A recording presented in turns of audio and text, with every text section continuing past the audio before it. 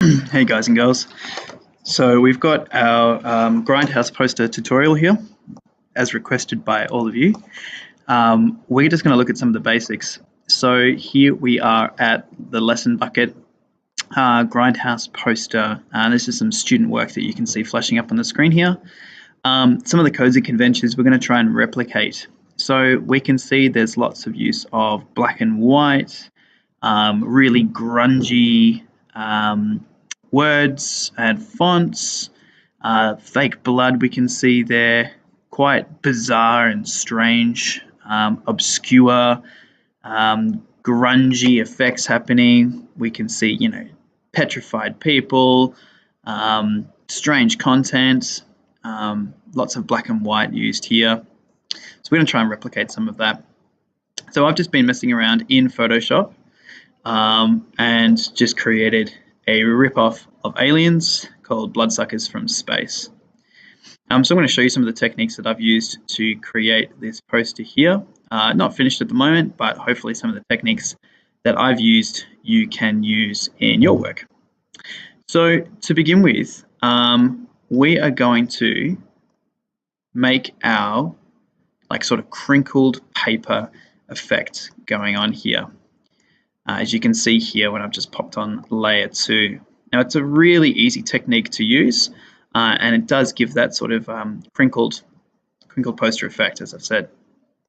So very simply, to do this, all you need to do is Google search crumpled paper, and you want to get an image that has quite a high resolution. So because we're working with A3, 1920 by 1080 is probably your minimum to use.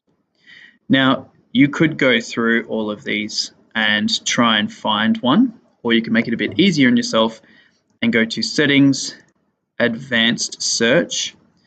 Crumpled paper is my searched, and I've just scrolled down to image size, and instead of any size, let's crank that up to, I reckon, at least 2 megapixels.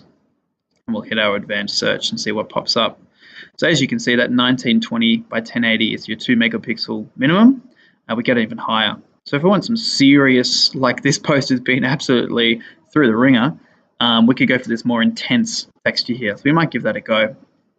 Now, when you click on an image, do make sure it fully loads first before you do save it, and it's clear and crisp here. To save it, right click, save image as, and I'm just going to pop this in my picture camera roll under a new folder called textures, and we can always come back and use these later. Pattern wipe, that's fine. Excellent. So there it is down there. We're going to go back to our Photoshop and we're going to bring that image in. Now, you can also right click, copy the image, go back to Photoshop, create a new layer, and we're going to paste it in. Now, we want to make sure that this is on top of everything. So we're going to move this up to the very top, and we're going to name this as well. So we're just going to call this one texture paper, so we know what we're working with. I'm going to zoom out a bit. So I've gone over to the magnifying glass. Now, something that I found when I first opened up Photoshop was that the menu system looked like this, very skinny, and it didn't have that magnifying glass on it. So I'll just hit the 2 double arrows over here to bring that out.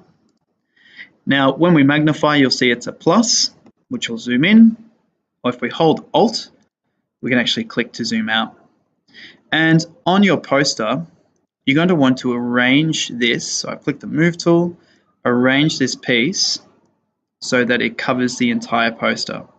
I've used the shortcut Control and T, and this brings up the transform capability. I can move my mouse to the corner just here, and you can see it's like a bendy, 12 o'clock and 9 o'clock arrow, and I can snap that round there to 90 degrees. I can then hold down Shift while I click and drag and position this over the top. When I hit enter, it obviously covers our entire piece. That's fine for the moment. We're going to click this eye to undo that layer 2. Not that you'll be able to see anything, and yours won't be there either, but just for me, I'm doing that. I'm going to go up to these layer styles here. making sure our texture